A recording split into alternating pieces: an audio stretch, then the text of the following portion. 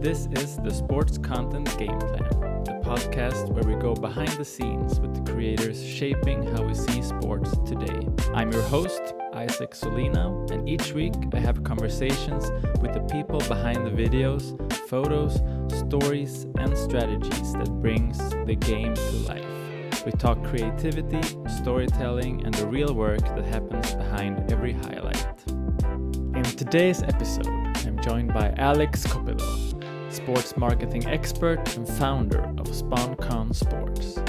We talk about what great sponsored content actually looks like, why the Eagles are best in class on YouTube, the fan-first framework he swears by, and why there is no such thing as organic versus sponsored content, only good or bad content. Let's get it going. Alex, welcome to the game plan. Hey, thanks for having me. I appreciate it. How are you today? You know, we were talking a little bit about this before, but the Knicks win their first championship in 53 years. I remember when they were in the finals in 1999, so I'm dating myself a little bit. My first Knicks memory was Reggie Miller's back-to-back threes. It's been a long time coming, so certainly enjoyed myself in New York City. It's been amazing to follow their journey, these playoffs. It's been really cool through a social media content perspective and just the overall hype. So it's been really cool. Yeah, I don't think you can stop me from scrolling just looking for Knicks videos. At this point, that's all I want to watch. I think we'll get into some cool topics today, but I'll start with some quick questions. So do you have a favorite social media channel?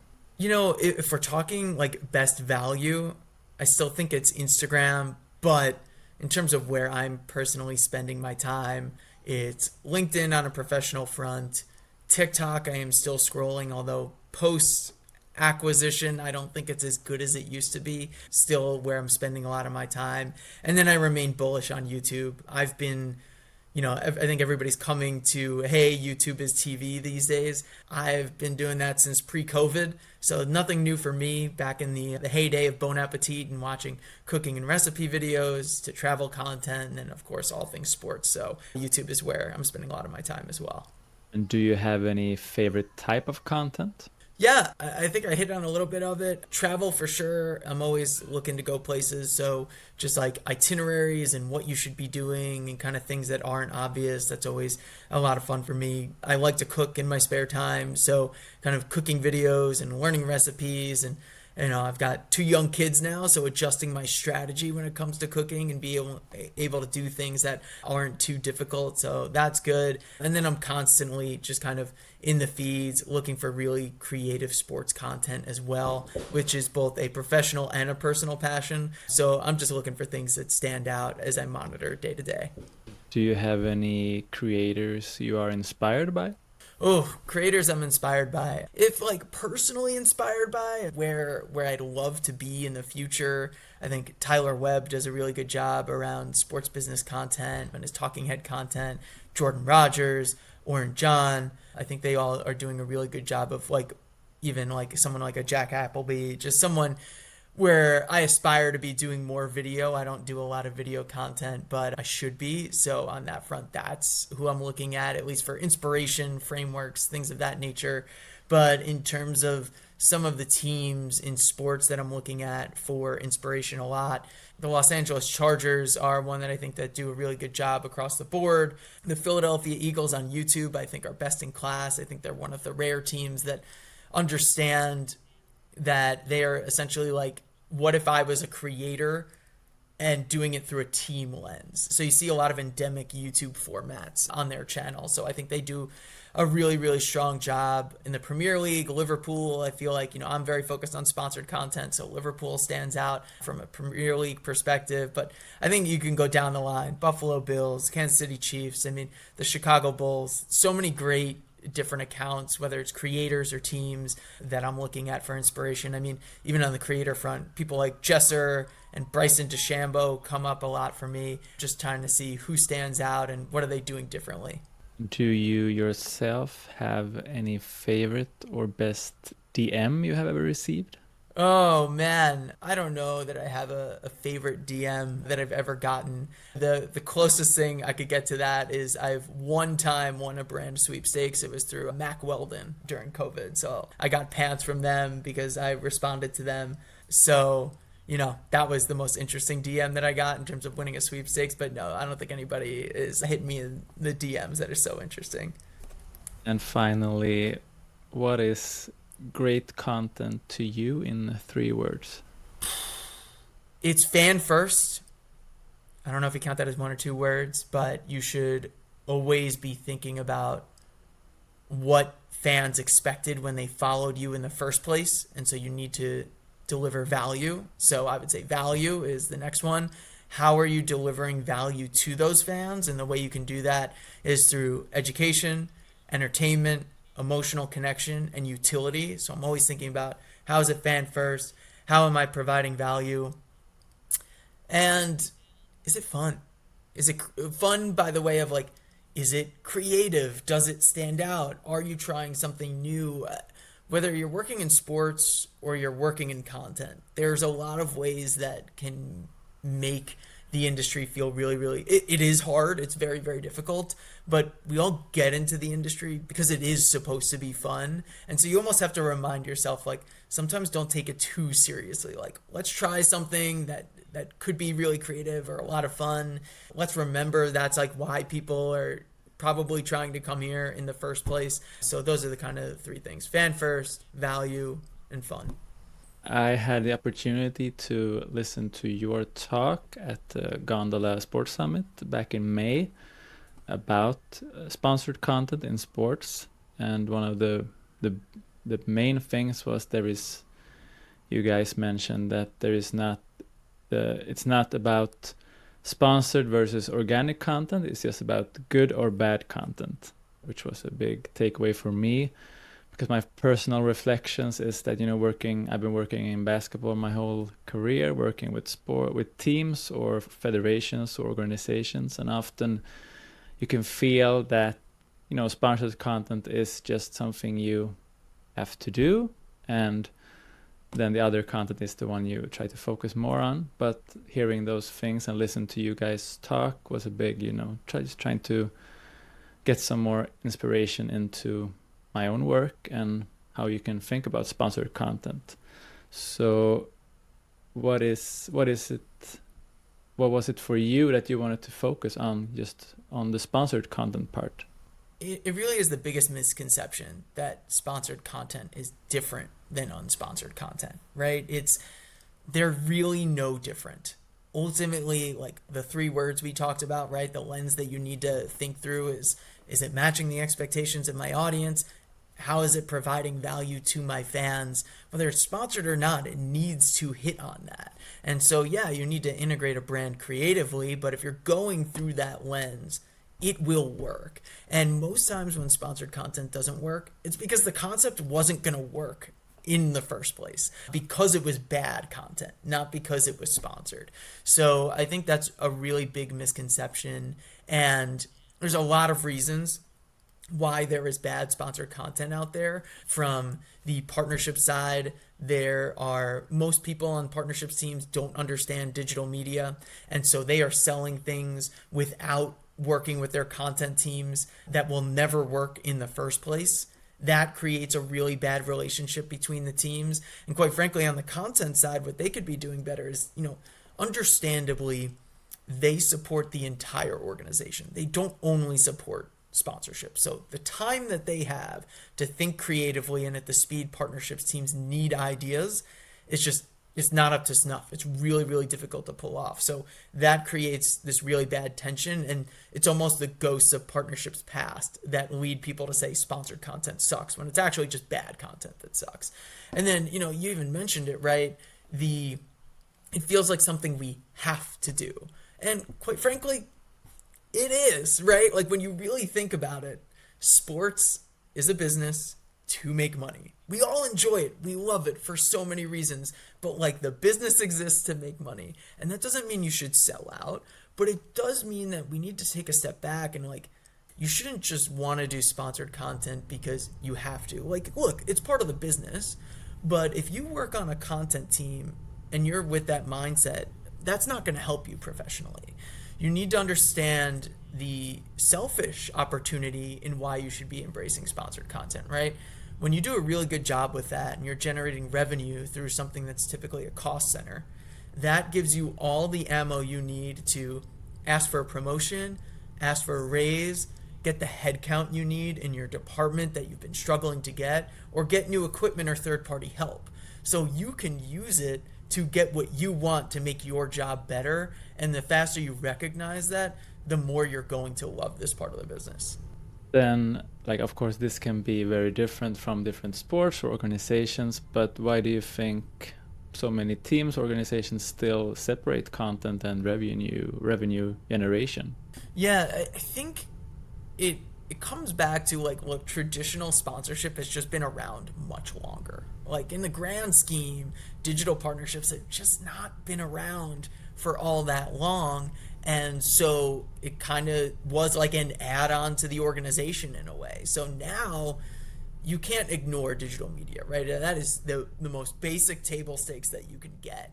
But organizations have not adapted to that. They have still, most places operate in silos.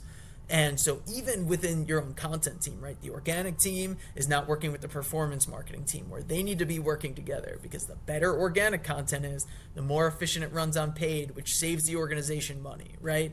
Like even down to that, departments are working in silos. So one of the best things that you can be doing is starting to integrate these teams into each other. So look, the best version is to hire people who work specifically in digital partnerships, who are sitting in on the content meetings and sitting in on the partnerships meetings, both from a sales and an activation perspective. But even if you don't make those hires, you just don't have those funds to make that, like you need to designate a representative from each of the teams and stop gatekeeping all of these meetings and start working together. Because I have been in these rooms, and when partnerships teams have me in on a pitch and I can make digital approachable and easy to understand and make a business case for it and address questions or like ideas in real time, there's a noticeable difference in what we can sell in the room, or just much faster. And so there is only upside by creating collaboration across your organization.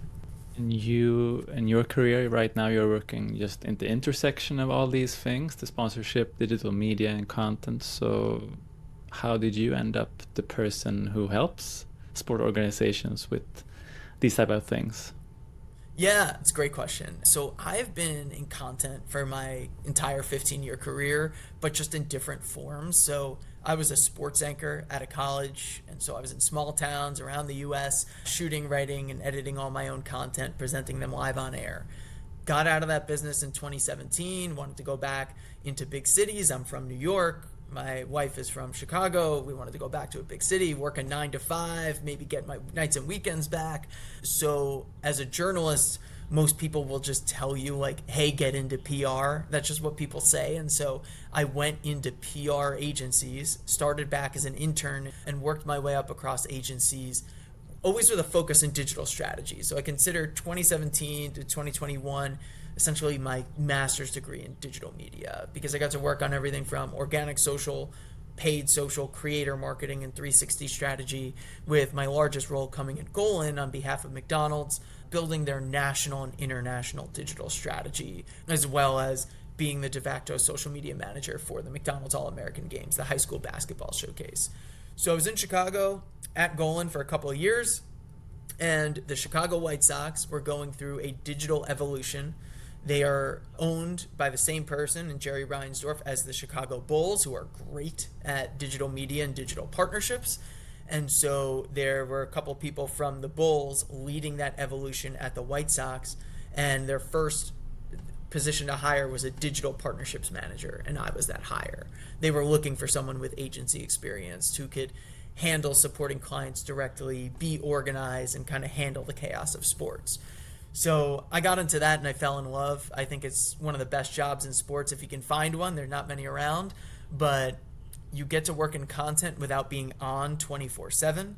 and you get to work in partnerships without having to do the hunting and the cold outreach of that. And to me, it's the perfect blend, which has made a content job also highly measurable. So I know my impact in an organization. So that's how I got involved, and then I've been doing it ever since, right? I took that to Madison Square Garden with the Knicks and the Rangers. I sold digital partnerships at the Arena Group through brands like Sports Illustrated. And then my latest full-time role was a 1-year contract with the New York Mets. I was the director of media partnerships with them. Now I'm doing it independently as a consultant, but I've been hooked ever since I started doing this in 2021.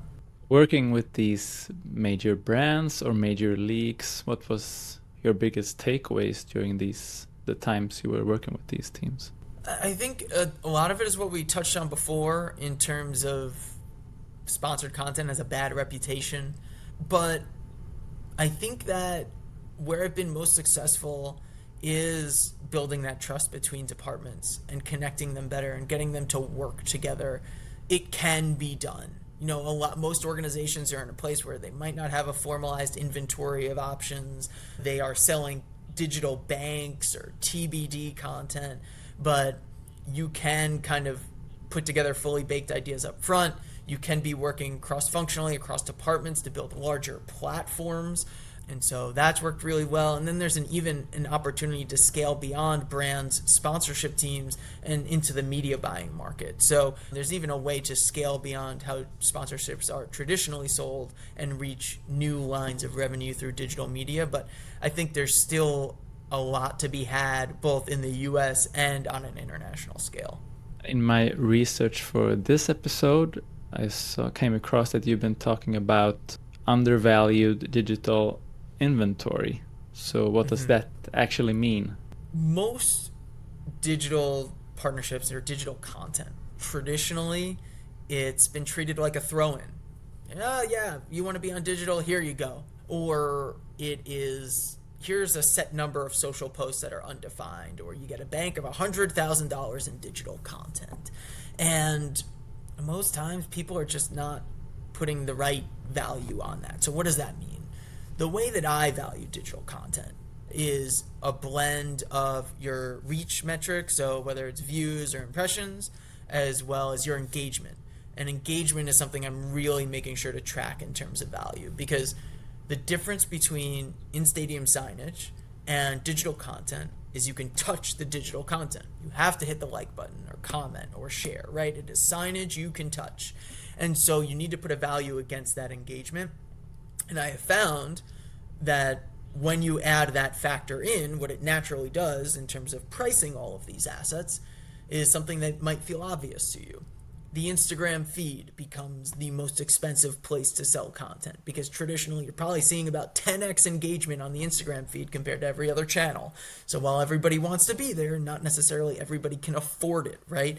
And so that has been a big deal. You see things like, no wonder things like final score graphics or starting lineups or injury reports are getting great value because they have that engagement. They're creating conversation, and you see aspects like that. So engagement is a big factor, but then also a way that I'm putting value against different types of digital content is the opportunity cost. And this is not something that shows up on the P&L. This is basically the test of, is the juice worth the squeeze? So if you are a team or a league, and if you were trying to create this content as if you were an agency charging for your time, something that's traditionally a little bit more expensive, what would that cost be for a given project? So what I like to do is, most organizations typically have a profit margin they want to hit, let's call it 80%. When I add in the opportunity cost, I want to be at a 50% margin or higher. So if I sell custom content, which every brand is asking for $100,000, and there's $20,000 of costs in there, right? We're at our 80% profit margin. But if I find that there's $40,000 in opportunity cost and how much work we have to put into this behind the scenes, that takes us to $60,000 in costs, which means that we need to be selling this for $120,000 to make the juice worth the squeeze. And that protects your content teams from burnout and making sure that you're not stretching your teams too thin for a project that's really not making you that much money. So it really helps put in the guardrails, especially for net new custom content where there isn't like a way to really estimate the performance on it if it's net new. So price is a lot more driven on how much work you're putting into the content.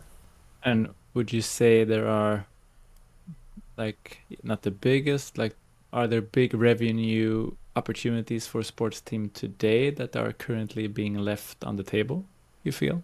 Yeah, yeah, I definitely do. I mean, one, the most basic of the basic, like if you are still selling like you get 10 social posts, that's just not the way to do it. Or if you're selling a bank of $200,000 in digital value, that's just the wrong direction to go. And the reason when you sell undefined digital assets, what that does is it gives all the power to the brand because you've signed the contract, they've paid the bills, and now they feel as if they get to say what it is.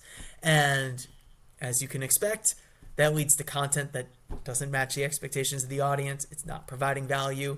It does incredibly bad, which creates a bad relationship internally. When you come to reporting, the results aren't good, and that makes it harder to renew, or they lose faith in digital media, which is all bad. So there's that. Then I think a lot of people think in individual series or just like one tactic. Like partnerships teams will say, they'll come to content teams and say, we've got 50 grand for digital. What can we get for that? Like, that's not necessarily the right question to be asked. We should be looking at all of the partnership assets and what is the thematic to make a brand memorable. And we should be trying to connect the digital assets to the other assets to make one big platform that a brand can stand out among the hundreds of brands that are activating with this team. So a really simple example is something like birthdays. So every team posts about players and coaches' birthdays, right?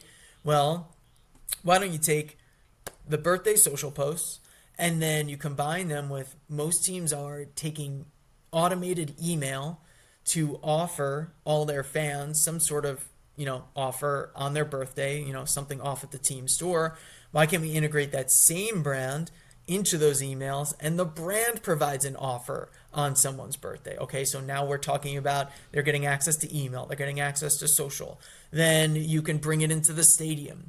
What if they are sponsoring birthday messages on the scoreboard, or there's some sort of like birthday surprise, like ticket seat upgrade that you can do, right? So now you're building something that takes place in the venue, that's taking place in email, that goes a little bit lower funnel, as well as top of funnel social, and you're building a memorable platform that drives brand recall, hits awareness, and can hit that mid to lower funnel with the email aspect on cashing in offers, right? So we need to be thinking more in how do we scale a single concept as far reaching, as wide a surface area as possible in terms of what your organization can offer across every aspect of what we have at our disposal.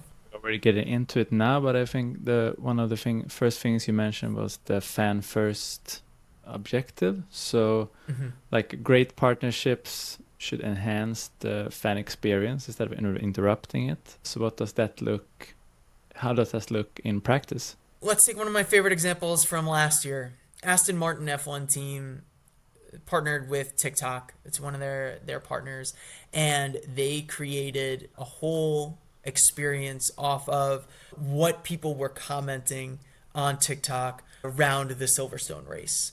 And so there was comments about Aston Matcha, and I think they had one of their brand ambassadors carrying matcha. And not only did they do like reply videos to that, but they did an Aston Matcha pop-up during the British Grand Prix around that. They worked with Elemis and dropped an Aston Martin nail polish that they dropped through, their loyalty program. And so they had built everything through TikTok, and like they were calling back to past comments from past races and bringing it back and resurfacing it, not just on TikTok, but then also in a physical space where they can drive value for their loyalty program, where they can engage with fans in real life and really bring hype around their home race. So I thought that was really valuable. There's the Pittsburgh Penguins in the past. Dick's Sporting Goods is a sponsor of the Penguins Junior Starter Program. And so what the team did to bring that to life on social media is they mic'd up one of the junior starters who skates out onto the ice for the national anthem next to Sidney Crosby, one of the biggest stars in the NHL, and you can hear her and her nerves and excitement before getting on the ice and getting to meet Sidney Crosby and how excited she was getting off the ice. And the content was really good because it was made for social media, but it was still in a way promoting and driving awareness of Dick's Sporting Goods, junior starter program. So there are ways to take concepts you wouldn't think are naturally like made for social, but like when you get other people involved and get your content teams involved, you can make it fan first, you can make it social first, and make it effective.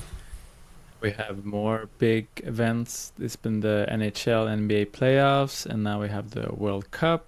Have you seen any more examples of great content recently? Yeah, absolutely. So there's two brands that I think have done an excellent job of owning championship wins, and that is Epic Games through Fortnite, as well as Raising Cane's. And we saw this with Karl Anthony Towns on the New York Knicks. So something that Epic Games does is that they will partner with players who win the championship, most times the championship, or it could be like big national games. And they will take the Victory Royale branding from Fortnite and just slap it right on top of a celebratory image that the player posts. And so it says Victory Royale, they're celebrating in the image, and it says Epic Partner in the caption, right? Incredibly turnkey, easy for the athlete to execute. It is fast to execute, so they're capitalizing on the excitement. People who know Fortnite are excited to see it, and it doesn't take away from the moment, and it regularly outperforms organic content. In fact, for Karl Anthony Towns, it drove over 1 million engagements on the Instagram post, which was 10% more engagements than anything he shared after winning the championship. Okay, so that was one. And then Raising Cane's, the other brand I think that does a good job around championship moments, they'll regularly invite players who won to a local Raising Cane's, have them serve out some food, meet fans, things like that, and they'll record that in terms of and create a video on their channel and use the collab tool to bring that over to the athlete's account. And again, just really strong performance. So for Cat, it was over 8 million views, 300,000 engagements, and a 4.1% engagement rate. So these are repeatable formats they built in to capitalize on the speed and hype of a championship that are really easy to execute. And so they have done an excellent job of just like capitalizing on these moments and making it so they can kind of swoop in and do it across any sport. If we look at the opposite side, either if you want to call out anyone, but at least do you have like pet peeves in sports content around sponsored content that you're like, it really grinds you? Yeah, one thing is, it's funny, it's a logo size. It's very common to hear from brands, can you make the logo bigger? And that's a frustrating conversation to have, because how do you determine how large it should be? And quite frankly, you probably should go to your third-party sponsorship analytics platform that tracks logos and say, like, what is the maximum size without depreciating the value, and kind of get a third-party opinion on that. But what I'm actually seeing is logos are just flat out too small. A lot. And there's a really good test for this, and I would call it a common sense test. Take the extra time, create a private account, post it to that account so that nobody can see it, but you can see what it shows up like in a platform and not just as like a graphic or a video that you can see on your phone or on screen. And if it's illegible or really hard to tell what the brand is, it's just too small. And so like, I get why it happens, and teams will send it to a brand and a brand has to approve that. But there's a little bit of me where it's just like, this is too small. And it happens most often when it's built into like a larger lockup. So it's like training camp presented by State Farm, right? Like the State Farm logo ends up like incredibly tiny, but training camp is huge. And I'm just like, God, we just have to do a better job of that, right? Like having a brand on content is not going to tank performance. And I think people need to get around that. Look, if it's way too big, it definitely will hurt performance. No doubt. But like, that, I think that's one of my pet peeves, is just like sometimes it's just taken too far where logos are clearly too small, and it's just like, if I can't read it on my phone, and I'm like, the only reason I can tell what brand it is because I look at brand logos all the time, but like I don't think a common fan would notice it. And if you are a sports team today or a sports organization and want to build a digital sponsorship strategy or create better sponsored content, what are your 3 top tips for starting out? Yes. The first thing is build out a digital inventory. So you need essentially a menu of options for your partnerships team to take to market. Now, the way that's built is very important. This shouldn't just be like a list of ideas with not a lot of context. It needs a lot of information in there. It needs, what is it? What's the cadence? So how many times is it happening? How many channels is it going across and which channels? And what is the brand integration? Is it logo inclusion? Are they tagged? How are they tagged? Are they tagged in the copy? Are they tagged in the asset? Is it the paid partnership tool, right? Is there opportunity for product integration? Is there a voiceover mention? Like, all these details need to be hashed out up front so that you're not selling TBD content anymore or digital banks anymore. We talked about why that is bad for you up front. So you're going to do more work up front, but that is going to make everybody's lives easier because now you're selling the brand exactly what it is that you want to activate and giving those kind of options. And you can always customize them from there to fit a brand, right? A great name will take things very far. But the brand knows exactly what they get. You have now saved your both the social team or the content teams and your partnership activation team because there's no debate on how this thing comes to life anymore. So that saves you a lot of time and a lot of stress. And you don't have to start from zero anymore when the partnerships team calls you for ideas.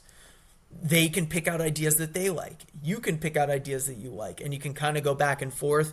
And then, like, if you want to go to a 2.0 version of that, there is a way where these teams should be working together to understand, like, just check, should this thing still be activated in this manner? Do you need anything to be changed? Have we sold too much in a different area of game day? That can really help build trust. So building an inventory upfront is really important to have that.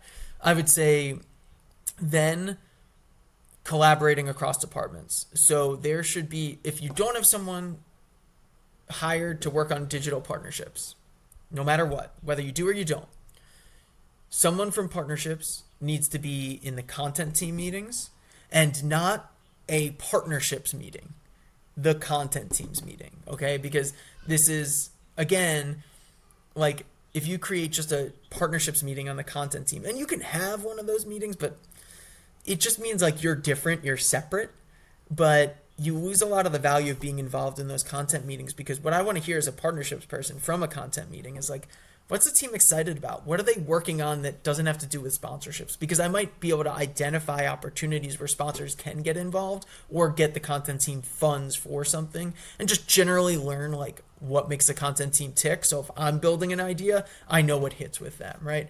So getting a partnerships person involved in content teams and a content person involved in partnership meetings, helping them understand the business, the same kind of insights you would want to take away, right? So I think that collaboration is really important. I think that building out the inventory is really important. And then let's go with measurement and valuations. So if you are not tracking your sponsored content in some form of analytics platform and making sure that's all set up and tagged correctly, like you should be tagging all this content and helping with reporting. I think that's really big, but also tagging unsponsored content that's in your inventory that's available for purchase. You should be tagging that too so that you have the estimated results when you're taking that to market. So really having a good understanding of, supporting your reporting and your active pitching through that. So those 3 things I think are really important. Nice. And my next question actually was about your last point. So when you started, you get these things done, you start doing the content, you start creating the sponsored content, but what metrics and what measurements are actually important, you think? Yeah. So the reason like using a tool where you can tag all these different content series is important is because instead of, I told you about my valuation kind of system that takes like impressions and views and engagements and all that. So if you're just taking like your channel averages, that is going to inflate the value of certain content series and deflate the value of certain content series, the ones that overperform, right? So knowing down to the series level what the average performance is will help you greatly in valuation. Now, in terms of metrics for reporting and what the most important metric is the most important metric comes down to how you are measuring success with the partner. So this is something that should always come up during the pitch when you are pitching a partner, is you should be asking them about what are their goals, what are their objectives, who's their target audience, how are we measuring success, and there are a few other questions that you can ask. But the answers to those questions should then give you the KPIs you're measuring against, and that is what you should be using to measure success. So if they're just like, hey, we need awareness, then you might be measuring based on total impressions or total views, or you might do a brand survey at the beginning and the end of the year and see if brand recall went up. You can see, how much people are mentioning them in the comments, right? So you might do that, or maybe there's, they want to drive more consideration in sales. So it's more about, hey, we're running a sweepstakes, or we're running an offer. What's the click-through rate on that? Did we drive any sales? And so those are really important. So it's really customized to what they want. And then what I would also say in terms of measurement is you shouldn't just be reporting totals just flat out. I don't think that's helpful. You need to provide context around the data that you supply. So you should be including, what is the benchmark? Like, let's say you get 10 million impressions, right, for a certain content series. Well, how did that compare to the content series last year? Was that better or worse? Like 10 million might seem like a lot, or that could be really bad if it drove 15 million impressions the prior year. So you always need to compare against, how did it do year over year? How did it do compared to other sponsored content? How did it do compared to previous things that the brand has done? So I think contextualizing results is very, very important. And then in your reporting, the last step is, okay, so what do I do with this information? So what are your recommendations for the future? How do we optimize, or how do we scale this? Are you recommending we change something? Like, don't be afraid to hide bad results. Like, tell brands if it didn't perform well and why, and then give them the solution as well. So I think reporting is such a huge aspect of this whole process. You mentioned you've been working in you have this career for a lot of years. I also been working in the sports creative and content industry for a long time, and it's always ever changing, it's always evolving. And today it's a lot about the creator culture is changing a lot. So how do you feel, how do you think the creator culture is changing sports partnership? Creators as in like who you're hiring, or do you mean like internal content teams?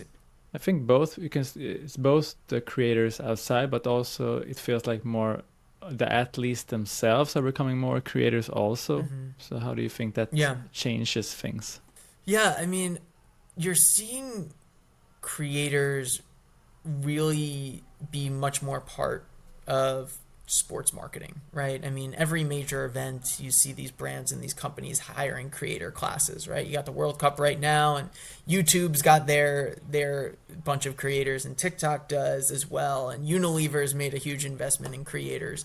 But also these leagues are getting invested in creators, right? MLB buys into John Boy Media. The Bundesliga is selling rights in the UK to their Friday night matches to Mark Goldbridge, and so on and so forth. And so like creators are very much a part of what you can do and how you can expand into another surface for brand partners. I mean, I'm even seeing it with the Chicago Bulls, who have done a really good job of it lately, where they are hiring creators to activate sponsored content. They're developing for the creators' channels and then using the collab tool to get back on their channels. So for example, the Bulls partnered with Jolly, which is a UK-based food creator kind of group, and they visited the US, sat down with a couple players in partnership with Pepsi to eat Chicago deep dish pizza for the first time. So it is content that very much hit their audience, and that's why it was published by them.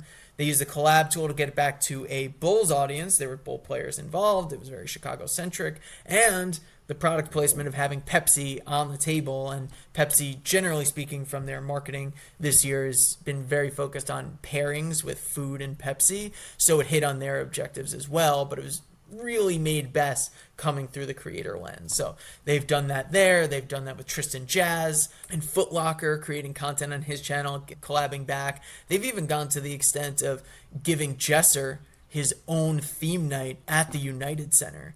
And so he took over a game and created a whole long form video around that. So creators are really getting woven into what you can do in sports marketing. And I think people are finally, they understand that. It's not just like another add-on. Like, you really need to have a strong creator strategy in your organization. On the athletes side, how can athletes use digital sponsorships strategy to actually monetize their own content? Yeah, you hit me at the right time. I'm writing a lot about athletes in the newsletter. And so there's a lot of ways that athletes can kind of get involved and generate revenue, for themselves or support a brand or an organization. So I think one of the best examples right now in terms of sponsored content is Bryson DeChambeau. That guy is crushing it on YouTube and really just across channels in his brand sponsorships. He's one of the biggest things with athletes, right, is they have to have the time to do it. So a lot of them, they need to kind of create simple ways to activate and find out what works. And the goal is create repeatable formats where you can weave in a brand. So Bryson does that with, breaking the course public course records. He has a series where he tries to, over the course of the year, try to break a public course record over 6 episodes. And so this year he got Kalshi involved, the prediction market, and you can actually go on the Kalshi market to predict how many records he would break over the course of the series, right? So he's created that repeatable format that's attracted brand sponsorship, and he's making a ton of money off of that. One of my favorite things that he did was he had a series that he developed where he was chipping every day. He would chip a ball over his house to try to get a hole-in-one on the green behind his house, and every day he got to chip that amount of days worth of balls, and it did incredibly well. That was unsponsored. But then he brought it back with Underdog, and so now they took a very similar concept. This time he was in his house, and he had to chip a ball from the main level to the upper level and take however many days it took him. Same format in that regard. But once he did it, he was giving away, I think, a Bugatti live, and you could see the Bugatti, like this big yellow Bugatti in every shot. It had Underdog branding, so a lot of upside for that. But then there was this box around the hole, and anytime he got a ball in the box, but not necessarily the hole, people in the comments would get credits to Underdog, right? So it's providing huge value to the brand, getting them new users. It's based on a winning, repeatable format. It was an evolution of that, and it brought on brand sponsorship. So I think that's big. And then just thinking about athletes when you have them as a form of distribution. So I won't give it all away, but newsletter is about the big feature films that Adidas and Nike rolled out ahead of the World Cup that were immensely popular and created great debate on, like, did Adidas win or did Nike win? But the big thing and the big detail that was missed from both of those is while you could debate whose was better, where you can't debate who won was in athlete distribution, and Nike won in a landslide. So Adidas, they had Timothée Chalamet posted a trailer to that film and then the full film, and David Beckham shared his clip where he appeared. But other than that, all the athletes who were involved, content went on their feed via the collab tool and content posted by Adidas. So it went on their feeds, but they weren't really scaling as much. Whereas there were 33 athletes who were involved in Nike's Rip the Script film, and 24 of them posted on their own about it. So not just the full film, like the behind the scenes images or video or the clips they were involved in. So that's 73%. Compared to 14% of Adidas athletes were posting on their own to give it extra surround sound and reach. And those athletes, the 24 that posted, created 38 total posts. So most athletes posted more than once about this experience. And they even brought creators in the fold on set, creating additional content. So I think thinking of, like, we talk about all the channels you can distribute content on, and you should be thinking about the athletes as well, or the creators as well, to expand the reach of a given campaign. With your knowledge and your expertise, if you look at the sports content and sports creative field in the coming years, do you see any big trends coming? Trends coming. I think, I definitely think that getting creators more involved continues to be a really strong way to enhance a sponsorship program, and thinking about that, and how are you identifying those creators, and really how do you build a system within your organization rather than every time just trying to find out from scratch what creator should we hire, who should we bring in, and only thinking about them from like a ticket sales perspective, really trying to make that a clear part of the system. I think that is a way to go. YouTube, for sure. 99% of teams suck at YouTube, and they're not getting great results. They treat it like a dumping ground for highlights and press conferences and aren't really thinking like a creator. There are teams that are doing it better. I mentioned the Eagles before. The Los Angeles Chargers are doing a really great job. Liverpool is doing great on that front. Arsenal, places like that. But starting to think about integrating memberships into that, I think, is really interesting. The Kansas City Chiefs are now starting to create kids shows on YouTube using their mascot, as well as they created something called El Off Season in Spanish, and creating a content series off of that to reach new markets. So thinking internationally or more of a global scale, I think, is important. And then, of course, like first-party data and owning your audience, right? So how can you generate and understand your audience better through content? Because that information allows you to generate more revenue through merchandise and ticket sales, but also attract more sponsors by understanding truly who your fans are, rather than just saying we have this many followers or this many fans. And from your own perspective, what are you excited about going forward? I'm starting to slowly but surely hear more people talk about sponsored content, giving it more thought, leaning into it, and trying to generate revenue off of it in a way that fans actually like. So my hope is that people want to invest in this space more. It is a big untapped line of revenue for most organizations. Everybody's looking to AI and innovation, and that has merit, and they should, but there's a lot being left on the table just in terms of digital content, cross-department collaboration, and what you can create based on what you already have in-house. So my hope is that that trend continues and that picks up. Sounds great, and I have learned a lot today. I feel there's so many nice examples you've been giving us today. So if you want to learn more, how can listeners follow you? Yeah. So the best things you could do is, one, follow me on LinkedIn. That's pretty much the only social channel I'm active right now, but I'll post about 3 times a week with case studies breaking these things down. So that is the best way to contact me, or just like see the work that I'm doing on social media. But of course, I also write a newsletter about this. I have been for 3 years, called SponCon Sports. So if you search that on Google, it'll be the first thing that comes up. I am delivering sponsored content strategy for free every single week. You're going to get at least 10 pieces of content as inspiration, and you're not paying anything for it. So if you want to learn more about this space, if you really want to get inspiration delivered directly to your inbox, I would highly recommend subscribing to the newsletter as well. Thank you so much for today, Alex. My last question always on this pod is just if you have anyone you think about that you would like to hear on this podcast. Who would I like to hear on this podcast? I probably would like to hear from someone at WhatsApp or just Meta. They have done an excellent job in partnership with Arsenal in terms of how they activated around that team winning the Premier League title, the documentary that they did with Bukayo Saka, how they're activating around the World Cup. They have done an excellent job in years past with Mercedes F1 team. Some of my favorite partnerships have come with that brand.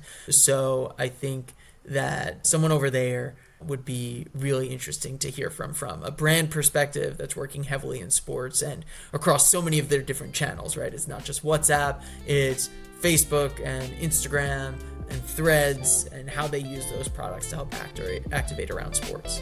Great. Thank you so much, Alex. It's been a real pleasure talking to you today. Thanks so much. Appreciate you having me.